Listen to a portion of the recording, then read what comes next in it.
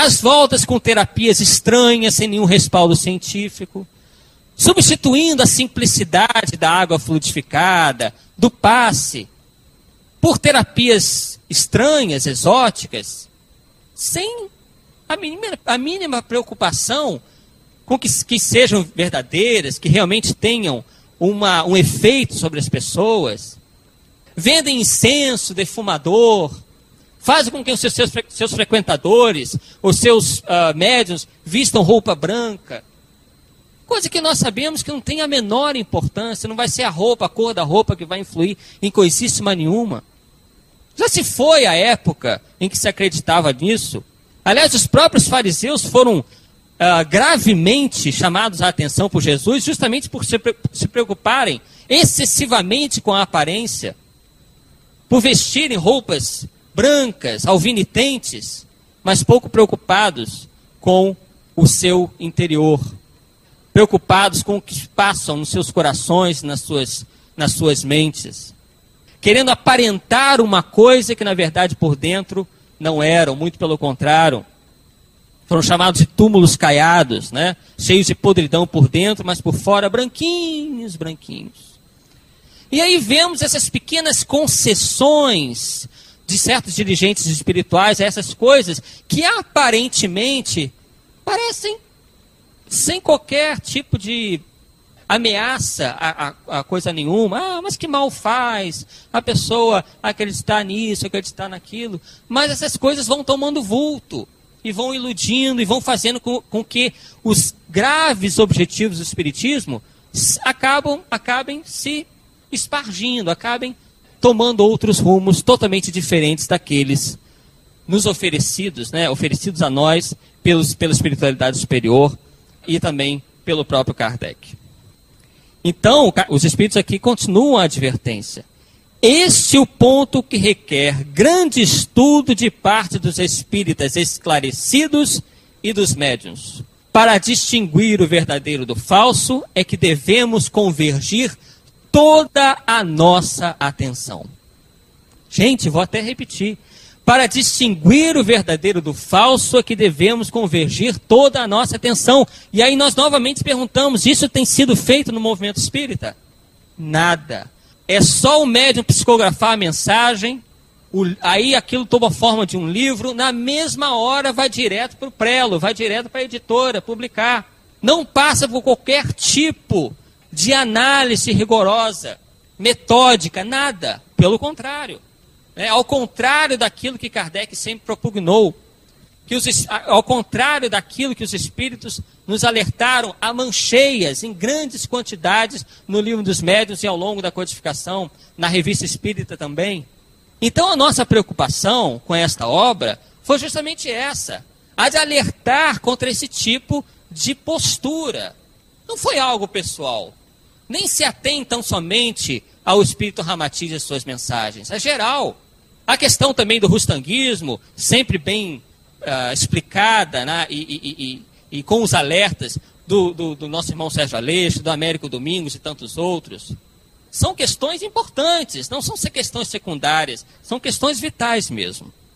E esses alertas, minha gente, vêm sendo feitos por vários espíritos também, comprometidos com a verdade, comprometidos com o espiritismo. Nós, por exemplo, podemos ver algumas mensagens, por exemplo, do próprio... Vamos ver que separar uma, são tantas, né? Nós podemos separar algumas aqui. Bem, essa que nós aqui já dissemos de Allan Kardec, onde, no Livro dos Médiuns também, no capítulo das contradições e das mistificações, Kardec pergunta aos espíritos o seguinte: como é que espíritos que parecem desenvolvidos em inteligência podem ter ideias evidentemente falsas sobre certas coisas? E os espíritos nos respondem: é que têm suas doutrinas. Os que não são bastante adiantados e julgam que o são, tomam suas ideias pela própria verdade, tal qual entre vós. Então os espíritos, eles têm as suas próprias ideias, eles têm as suas próprias explicações sobre certas coisas. Então, nós devemos ter cuidado com o seguinte, porque na codificação espírita nós encontramos o quê? A concordância do ensino, isto é, espíritos superiores que demonstram ter sobre certas questões, certos princípios, a mesma opinião. E esse foi o critério utilizado por Kardec para, por exemplo, organizar as questões do Livro dos Espíritos. E uma das primeiras coisas que nós colocamos no nosso livro é justamente isso, esse critério de concordância, logo na introdução, onde nós aqui transcrevemos do Evangelho segundo o Espiritismo, logo na introdução, esses princípios, né? Onde Kardec coloca lá, no item 2, logo na introdução, como já dissemos, o Evangelho segundo o Espiritismo, intitulado Autoridade da Doutrina Espírita, que nos convoca ao controle universal do ensino dos Espíritos. Com que fim? De manter a unidade da doutrina. Isso é muito importante. Porque senão daqui a pouco nós teremos aí com o Espiritismo, se é que isso já não está acontecendo, a mesma coisa que aconteceu com o cristianismo. Uma colcha de retalhos, onde ninguém mais se entende sobre os ensinos de Jesus, sobre os ensinos lá encontrados no Novo Testamento. Porque cada um vem com uma interpretação diferente sobre aquelas palavras. Então, manter a unidade doutrinária é de suma importância para a própria sobrevivência, não do espiritismo, porque está na natureza, mas do próprio movimento espírita. Então, Kardec coloca lá, né, explicando o que vem a ser esse controle universal do ensino dos espíritos, dizendo que uma só garantia séria existe para o ensino dos espíritos: a concordância que haja entre as revelações que eles façam espontaneamente, servindo-se de grande número de médiuns estranhos uns aos outros e em vários lugares. Então ele não falou que a verdade estaria na comunicação através de um único espírito, através de um único médium. Não.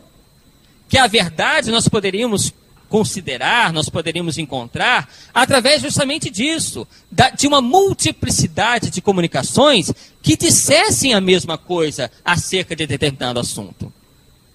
Vê-se bem, continua Kardec, que não se trata aqui das comunicações referentes a interesses secundários, mas do que respeita aos princípios mesmos da doutrina.